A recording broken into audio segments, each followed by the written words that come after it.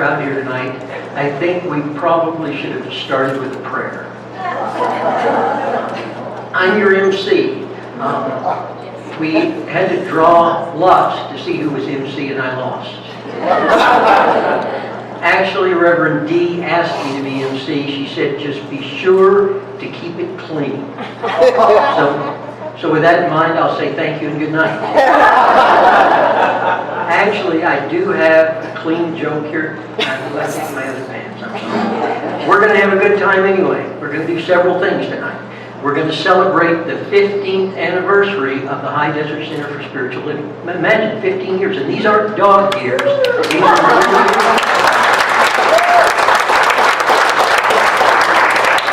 a good bottle of wine. The High Desert Center just keeps getting better with age. We're also going to this evening, we're going to honor a very special man, the center's beloved and recently retired spiritual leader, Reverend Jac Blackman.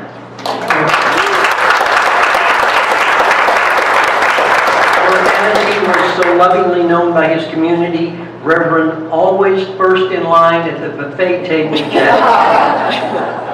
Finally, we're going to officially install our new spiritual leader, Reverend Darlene Dunning. We also call her Reverend D. Now, some of the members of the community call her Reverend I'm happy. Happy, because I'm happy. So let's get started, and we'll open with a song. We are opening up in sweet surrender to the luminous love light of the one. We are opening up in sweet surrender to the luminous love light of the one. We are opening, we are opening, we are Good evening. Isn't this a wonderful, wonderful celebration? I bring greetings and blessings from CSL Flagstaff. Yes, Reverend Darlene was one of their favorite speakers before she candidated this community. So she's so beloved there, and they are just sending such blessings and such love. So it's my honor to do the evocation. So let's just turn within and dive deeply. And what a joy it is to sense and feel and to know that truly there is only one power, one presence, one life. That life I call God, but it is not limited by any one name. For God is transcendent and infinite. The power and the presence of unconditional love, the infinite field of possibilities. God is all of this and more. And God is right here, right now, because God is omnipresent in every spot and every moment. And so truly, God is our very life, for we all have been created in the image and likeness, and out of the very essence of pure spirit. Incarnated into our beingness are all the qualities and divine attributes. I simply call forth a greater recognition, a greater realization, a greater awareness of this absolute truth. That right here, right now, in this very sacred space, in this moment, God is revealing itself and coming into visible form as this wonderful, auspicious occasion. This wonderful celebration of the 15th anniversary. This wonderful honoring of Dr. Jac. And this wonderful welcoming and celebrating the installation of our beloved Reverend Darlene. So all of this and more is in divine right order for tonight. It is all anchored in love and in joy and in gratitude. For life is so good. God is good. And we celebrate that truth this night.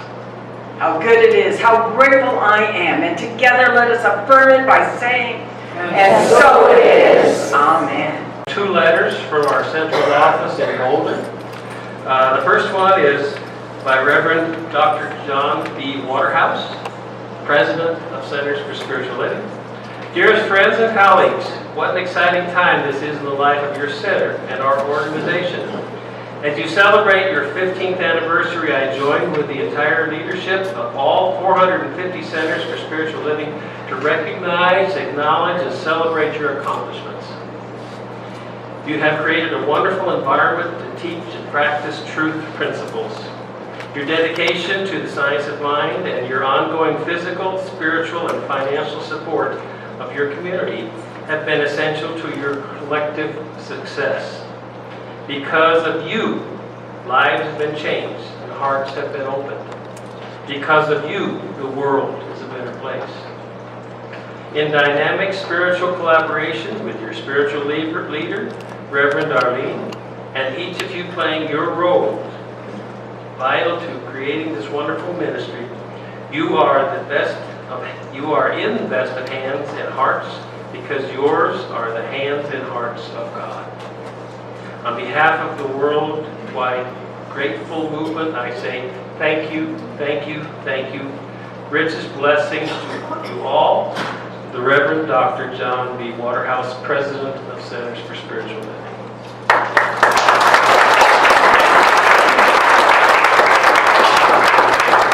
I also have a letter here from Dr. Ken Gordon, who's our spiritual leader, Centers for Spiritual Living. Dear ones, congratulations. 15 years is quite an accomplishment. The evolution and transformation of our teaching is due in no small part to your participation in our wonderful organization and teaching. It is through centers such as yours that this teaching is grounded and sustained. Your application of energy, service, and financial commitment to growth has permitted our organization to expand and reach beyond your community to the whole world itself, and we are grateful. Your 15 years of dedication and support have placed our organization firmly on the foundation to bring into reality the vision and magnificence of Dr. Holmes' teaching. It is your commitment and sacred service that provides the potential and possibility to expand this wonderful work even further. Thank you. Keep your banner high and your vision higher. Blessings, Dr. Ken Gordon, Spiritual Leader, Centers for Spiritual Living. Thank you.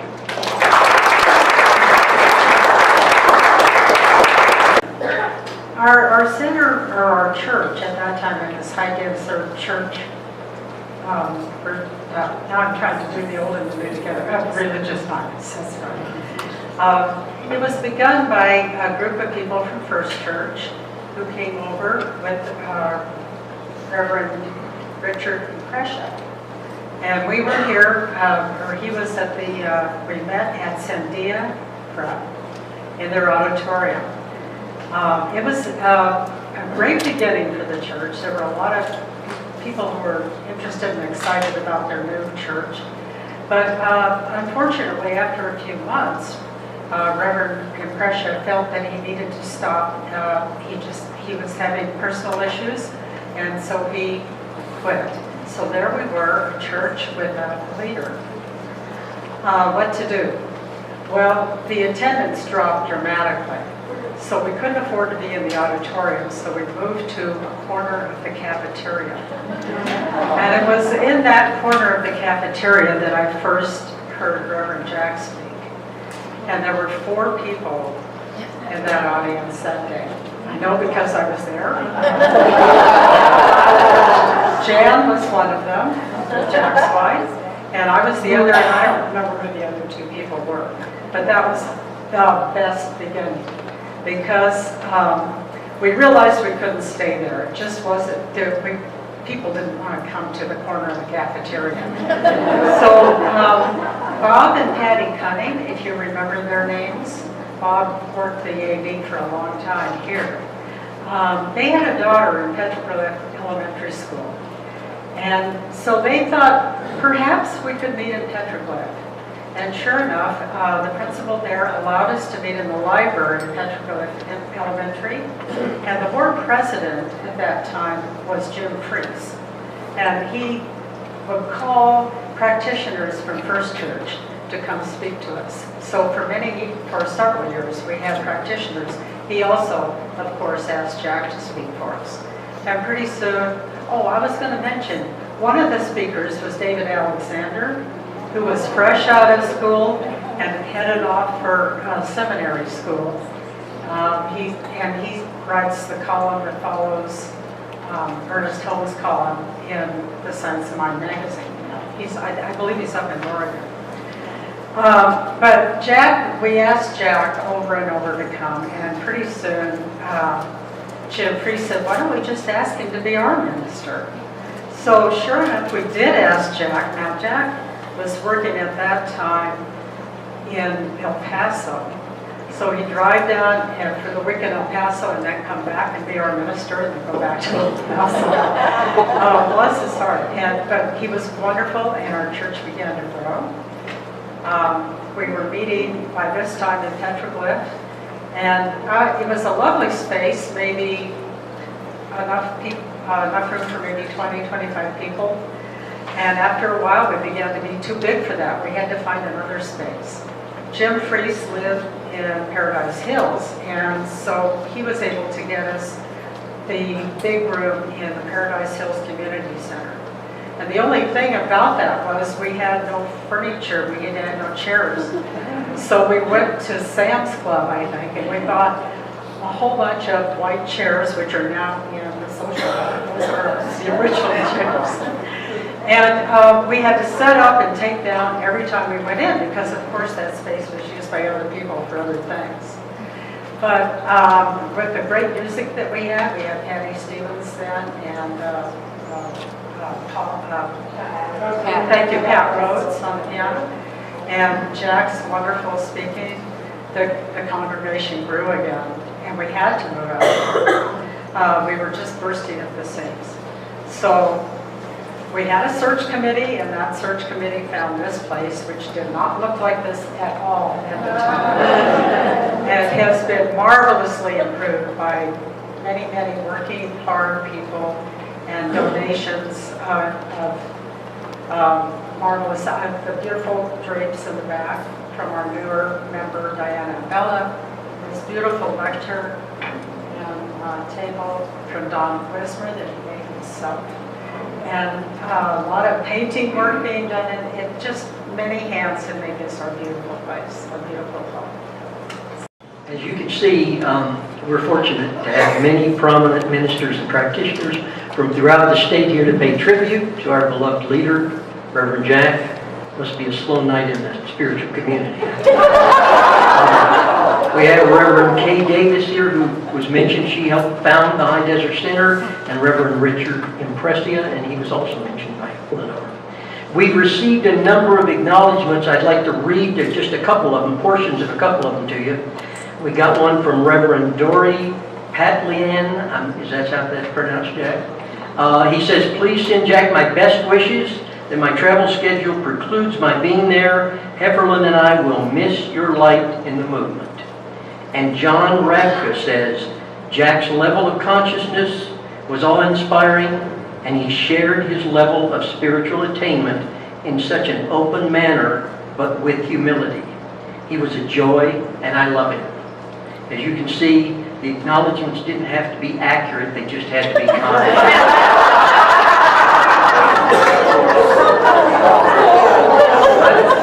I've personally known Jack for a number of years. He has always been close to the Almighty. Of course, he had to be because he didn't have any other friends. But Jack was a marvelous minister. I loved to listen to Jack speak. He was spellbinding. I can remember earlier this year, one of his last sermons, I went up to him afterwards and I said, Jack, that was marvelous. It reminded me of the peace and love of God. And Jack said, really? He was thrilled. He said, really, in what way?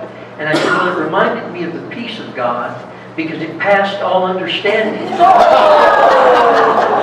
And it reminded me of the love of God because it seemed to endure forever. I have the very special privilege to be a part of honoring Reverend Jac Blackman. Reverend Jack may not be the founding father, the founding minister of this very special place, known as the High Desert Center for Spiritual Living, but he is the center's father. He's raised this spiritual family from its humble and beautiful origins to the place of consciousness it is today. I am incredibly grateful to have Reverend Jac in my life. I am blessed to have known this man. As a teacher, as a mentor, and as a very good friend. I, like most of us gathered here today, have received some amazing gifts from Reverend Jac. It is our privilege to present some gifts on behalf of our spiritual family, Reverend Jac. But first, I'd like to share a quote from one of my favorite authors, Reverend Jac Blackman.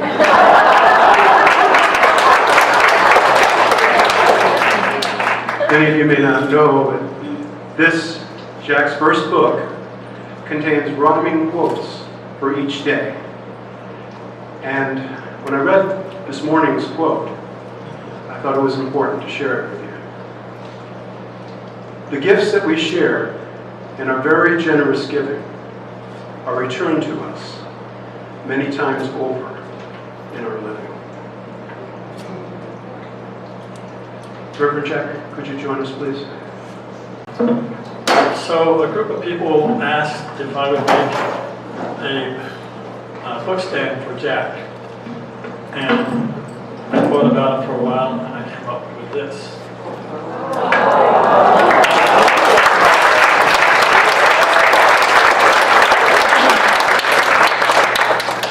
And it says, to Reverend Jac Blackman, one of God's most precious expressions of love and blessings, your High Desert Center for Spiritual Living family.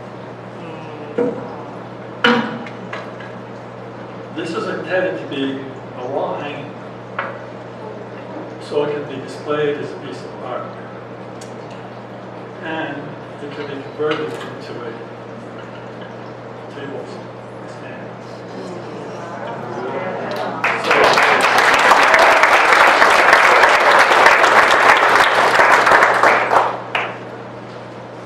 This piece was made from cutting up scraps of wood that were discarded for making the sanctuary table. It's symbolic of how you claim your life as your own by making major changes from reading Ernest Holmes' book years ago. It's also symbolic of the work you have done inspiring the transformation of many lives as a result of your dedicated, loving ministries through your years of service to us. So every time you see it, you can hear us giving thanks to you for your life.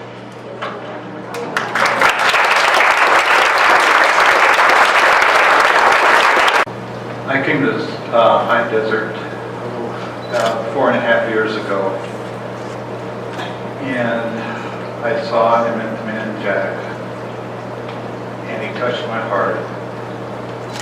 And I went away and came back again. I went away and came back again. I went away and came back again. I went away. And then I decided, well, it's time to see about being part of Jac's team. And I showed up that Sunday and he said, Jac's leaving.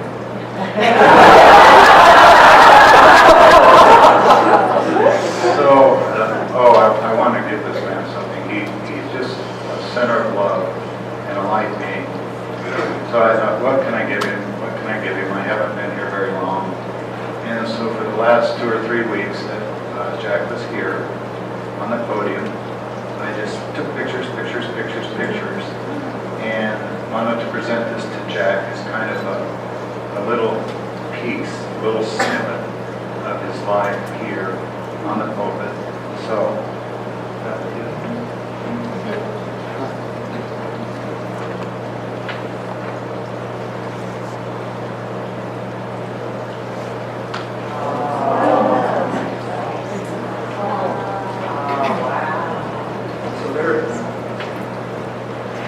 there's about, maybe 50 pictures here. I'm not sure. But I got maybe a 10th of people here. But it's a lovely representation of the wonderful, kind, loving people here. And it's even got Jack in it. 5, 6, 7, 8 times. But thank you, Jack.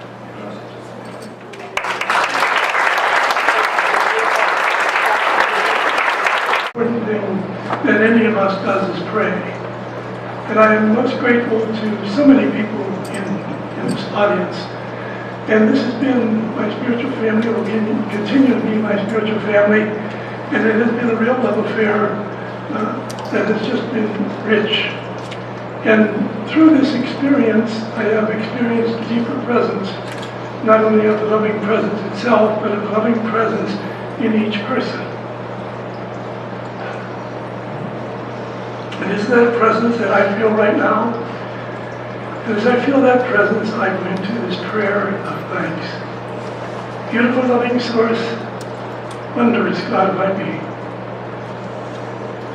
How could one thank you for the endless gifts, the endless love, the endless light, the endless inspiration, the endless good, the joy, the peace, the light, the love, all the wondrous things of life.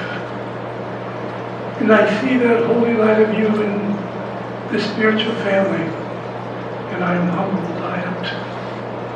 For the presence of God is surely the most humbling thing that one can possibly experience. And I realize that not only have I been loved and blessed by the loving source, but I have been loved and blessed by this spiritual family. And so I call forth a very special person, very special blessing, not only for this spiritual family, but for everyone here. And I know that in the oneness with the loving source, as I decree a very special blessing, a healing, a gift, an uprising, an inspiration, whatever it may be for each person here, that awesome power and awesome love goes forth to lift and touch each person's heart, to transform what needs to be transformed, to lift what needs to be lifted, to heal what needs to be healed, and to bring that sweetness and love that is the richest thing of life, the love of God. I give thanks knowing that each person here is specially blessed by the loving source itself. And as that presence fills this place with its essence, we each know we are blessed with the words, and so it is. Is for a special song that spoke to him. So, the possible dream is what he asked for.